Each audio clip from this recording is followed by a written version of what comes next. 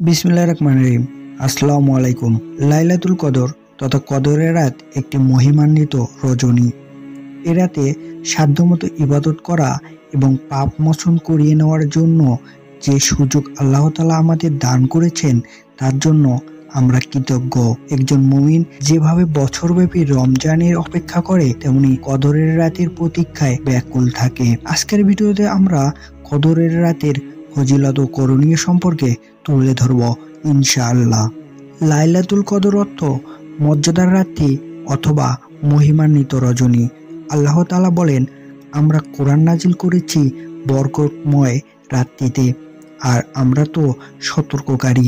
এই রাতে প্রত্যেক প্রজ্ঞাপূর্ণ বিষয় নির্ধারিত হয় আমাদের আদেশক্রমে, আর আমরাই তা প্রেরণকারী। এই রাতের নেক আমলসমূহের সওয়াব তুলনাহীন। এই রাতে পবিত্র কোরআন সর্বশ্রেষ্ঠ রাসূলের নিকট অবতীর্ণ হয়েছে।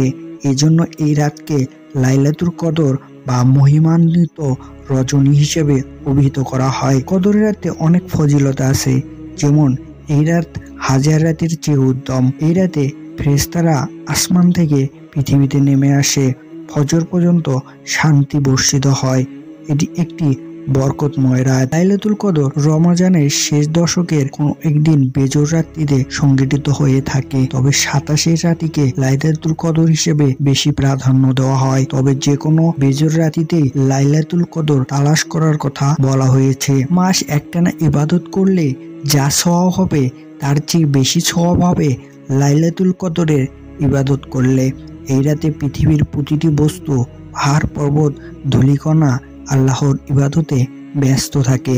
এই রাতে পবিত্র কোরআন নাজিল হয়। এই রাতে আসমানের সকল ফেরেশতা নেমে আসবে।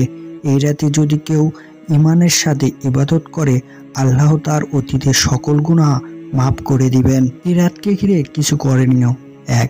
এই রাতে আপনি রাত জেগে ইবাদত করবেন এবং অন্যকে ইবাদতে উদ্বুদ্ধ করবেন। 2. তারাবি ও তাহাজ্জুদ পড়া। 3. সেজদার মধ্যে দোয়া করা। 4. বেশি বেশি তওবা ইস্তেগফার ও একাকী জিকির করা। 5. কোরআন তিলাওয়াত করা। আর এরকম নতুন নতুন ভিডিও পেতে চ্যানেলটি সাবস্ক্রাইব করে পাশে থাকা বেল বাটনটি অন করে রাখুন। ধন্যবাদ। আল্লাহ হাফেজ।